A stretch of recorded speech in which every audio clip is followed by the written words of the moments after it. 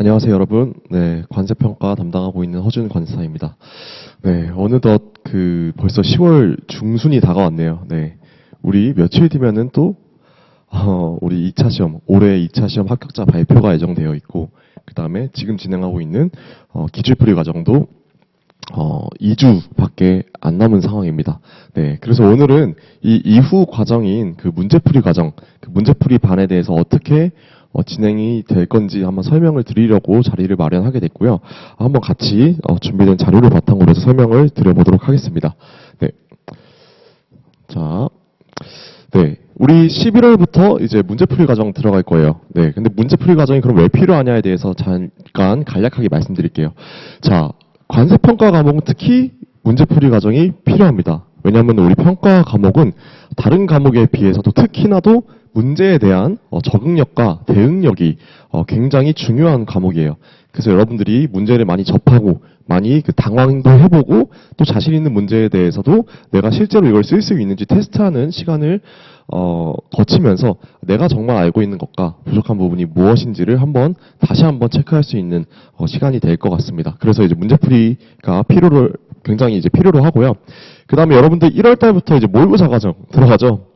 네, 모의고사 과정 들어가기 전에 문제풀이에 대한 감각을 형성하는 게 중요하다라고 제가 써놨는데, 이 부분은 사실 모의고사 때도 문제풀이를 굉장히 많이 하죠. 그쵸? 모의고사 때는 일주일에 한 번씩, 100점 분량의 그 문제풀이를 진행을 하실 텐데, 그럼에도 불구하고 모의고사 전에 문제풀이를 해봐야 되는 이유가 뭐냐?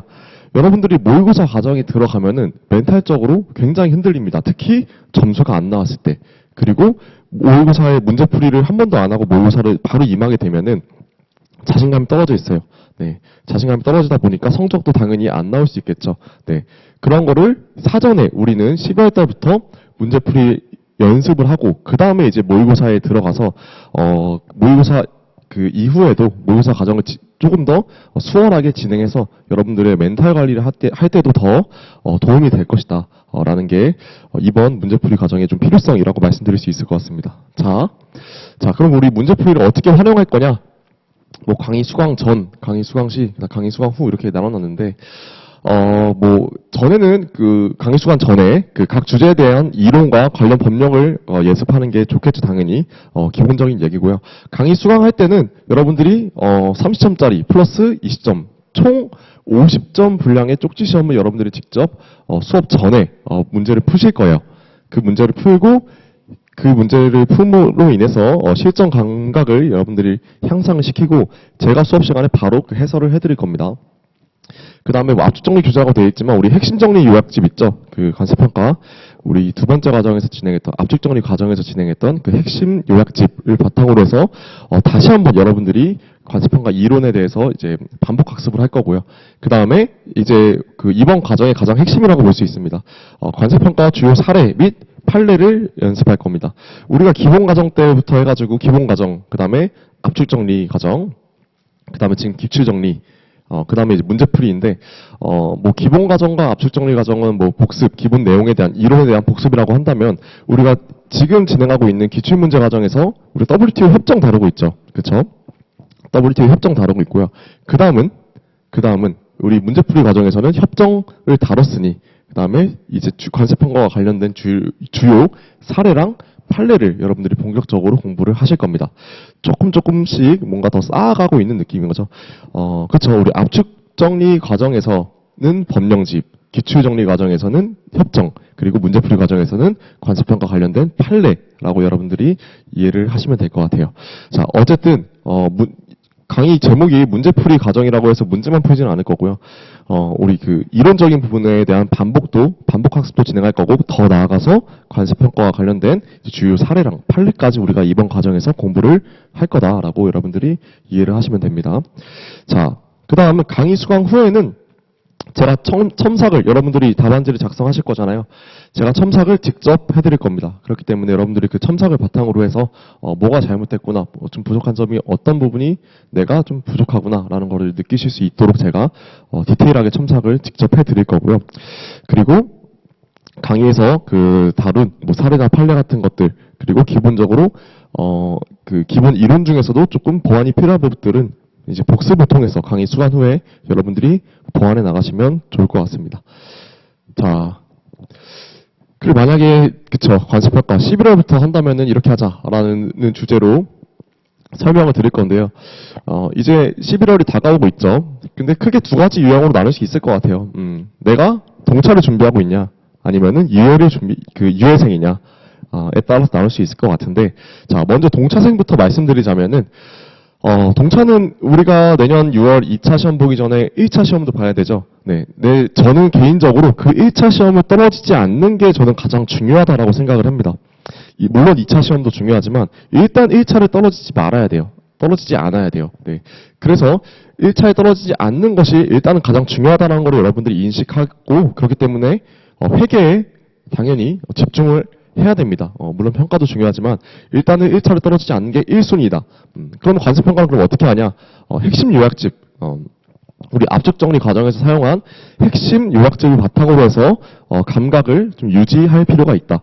이번 문제풀이 과정에서 핵심 요약집을 바탕으로 복습을 할 거기 때문에 이 수업을 활용할 수 있겠죠. 그 다음에 문제풀이 연습도 당연히 필요하죠. 동차생들 내년에 2차 시험 보실 거잖아요. 모의고사도 상황에 따라서 응시하시는 분들이 있을 거기 때문에 문제풀이 연습도 당연히 수반이 돼야 되고, 우리 이 과정, 이 문제풀이 과정을 통해서 문제풀이 연습과 핵심 요약집을 통한 이제 감각 유지가 가능하다라고 말씀드리고 싶습니다.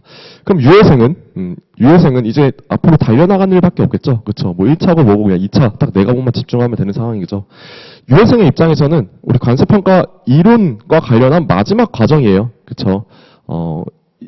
이 문제풀이 과정이 끝나면은 다음은 모의고사 과정이기 때문에 더 이상의 이론 수업은 없습니다.